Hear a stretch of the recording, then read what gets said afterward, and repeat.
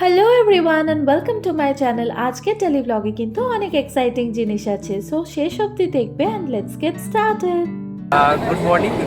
আমরা এখন শিয়ালদা থেকে ট্রেনে যাচ্ছি। কোথায়? আমি যাচ্ছি রানাঘাট, খড়দাতে। তো আমাদের ট্রেনেই আলাপ হলো ও নাকি চ্যানেল।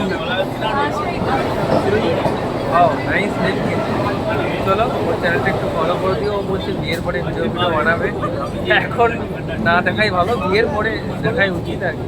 চলো ও নেমে যাবে। তো তোমরা তো দেখতেই পেলে যে এই দাদার সাথে আমার অফিস আসার সময় আজকে আলাপ হলো। ওনার চ্যানেলের নাম আর লিঙ্ক আমি ডেসক্রিপশন বক্সে মেনশন করে দেবো। উনি ইউটিউবার আর রিসেন্টলি ইউটিউব ক্রিয়েটার্স ইভেন্টেও পার্টিসিপেট করেছে। ওনার থেকে দেখে কিন্তু আমি সত্যি অনেক ইন্সপিরেশন পেয়েছি। যাই হোক, মুড়ির বাটিটা শেষ করলাম। আর এইদিকে দেখো সুচিদি ফার্স্ট টাইম নেল আর্ট করেছে, তো ও জনে জনে সবাইকে রেখে রেখে দেখাচ্ছিল, প্রচুর এক্সাইটেড ছিল। আর আমরা একটু ফটো ভিডিও তুলে নিলাম। আর ও প্রত্যেকটা ফটোতে কিন্তু একদম ফোকাস করছে নিজের নেলসগুলোর ওপরে। আর ওইদিকে দেখো সঞ্জয়দা আমাদের ফটো ভিডিও তোলা দেখে তোমাদেরকে হাই করছে উকি মেরে। তো তারপর আমরা অনেকগুলো ফটোস তুললাম, ভিডিওস তুললাম। আসলে স্যাটারডেও ছিল, তো অফিসে সেরকম কেউ ছিলও না, তো আমরা একটুখানি লাঞ্চ ব্রেকে এইসব করছিলাম ক্যাত মেরে। তারপর এটা সুচিদির নতুন ফোন, ও মাইক্রোম্যাক্সের একটা নতুন মডেল নিয়েছে। আর এই ফোনটা দেখে না আমার ঠিক ছোটোবেলাকায় যে ফোল্ডিং ফোনগুলো যেগুলো দিয়ে আমরা হ্যালো হ্যালো বলতাম, খেলতাম, মেলাতে পাওয়া যেত, সেগুলোর কথা মনে পড়ে গেল। যাই হোক, খানিকক্ষণ ফটো ভিডিও এইসব করলাম, করার পরে সবাইকে তোমাদের সাথে ইন্ট্রোডিউস করে দিলাম। অনামিকা, সিদ্ধার্থ, ওরাও সবাই ছিল। তারপর আমি সেদিন সন্ধ্যাবেলাতে গেছিলাম একটা দাদার বাড়িতে। ইনিও হলেন আমার কলিগ, আর বৌদি বারে বারে বলে আমাকে যেতে, বাট আমার যাবো যাবো করে যাওয়া হয় না। তো ফাইনালি কালকে একটা জায়গায় যাওয়ার আছে, আর যেহেতু দাদার সাথেই যাবো তাই জন্য রাতেবেলা আজ অফিস থেকে ডিরেক্টলি এখানেই এসে গেছিলাম।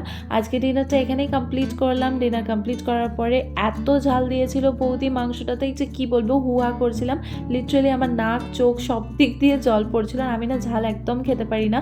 ফুচকাতে ঝাল খেলেও ইমিডিয়েটলি গিয়ে আমি আইসক্রিম খেয়ে নিই, মানে একটুও ঝাল সহ্য করতে পারি না। খুব কষ্টে শিষ্টে লঙ্কা খাওয়ার প্র্যাকটিস করছি, বাট যেই লঙ্কাতে ঝাল থাকে না সেই লঙ্কাগুলোই আমি খাই।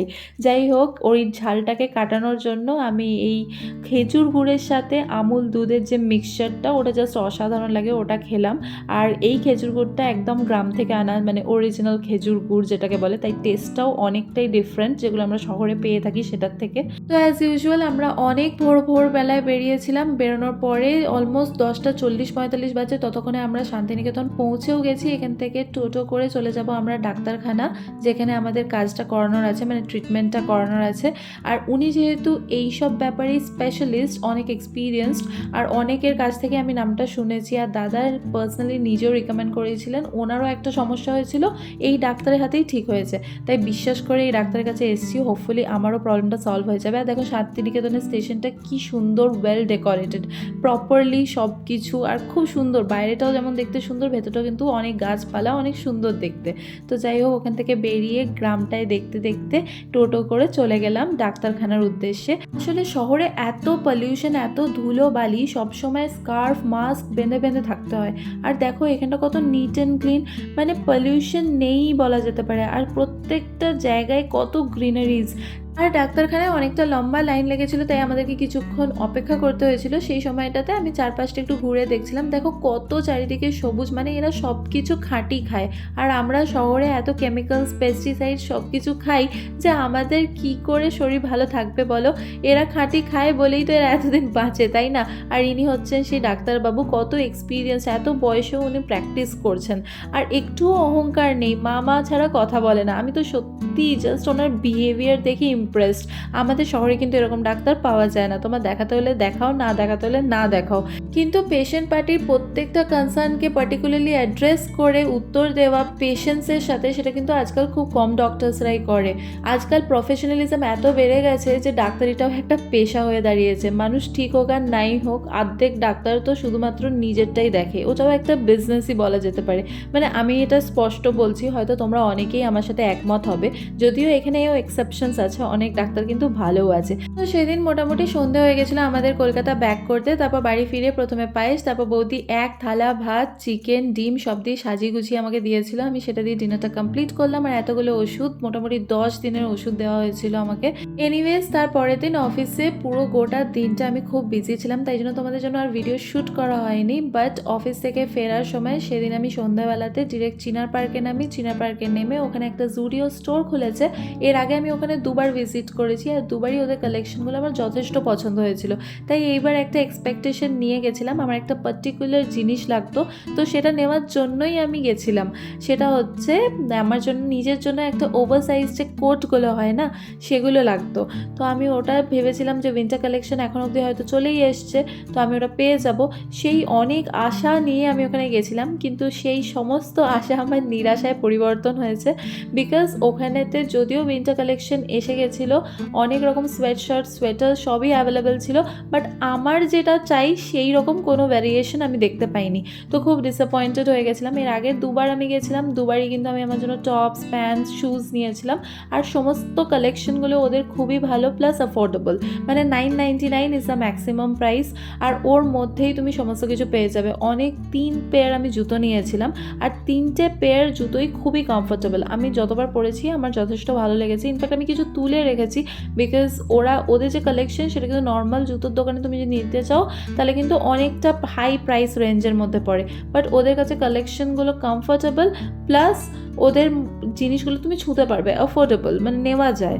তো আমি এখানেতে ভেবেছিলাম আমার ওভার সাইজ কোটটাও আমি পেয়ে যাব, বাট আনফর্চুনেটলি পাইনি। তো এদিক ওদিক টুকিটাকি একটু তো দেখছিলাম, আর তোমাদের সাথেও শেয়ার করে দিলাম যেহেতু গেছিলাম। বাট হ্যাঁ, ওদের বাকি কালেকশনসগুলো ইজ ওকে। আমি তোমাদের সাথে যেগুলো দেখাচ্ছি সেগুলো দেখো, কিছু প্রাইস রেঞ্জও আমি মেনশন করেছি, মানে ভিডিওতেই তোমরা দেখতে পাবে।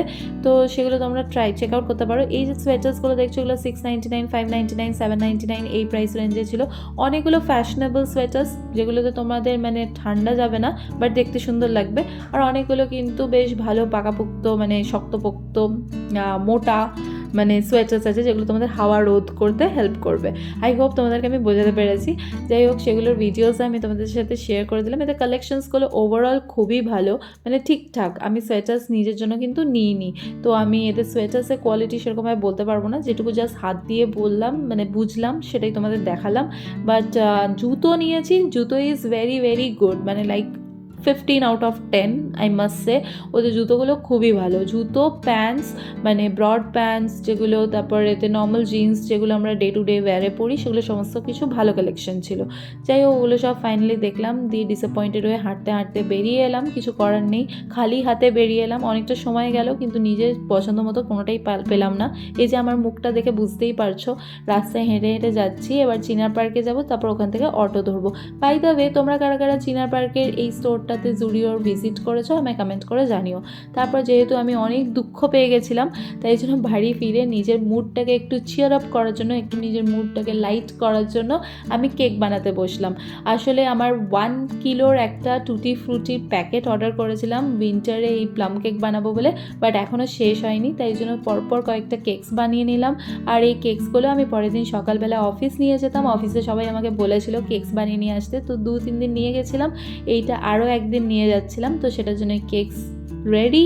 And that's all. আজকের মতো ভিডিওটাতে এখানেই আসি, বাই।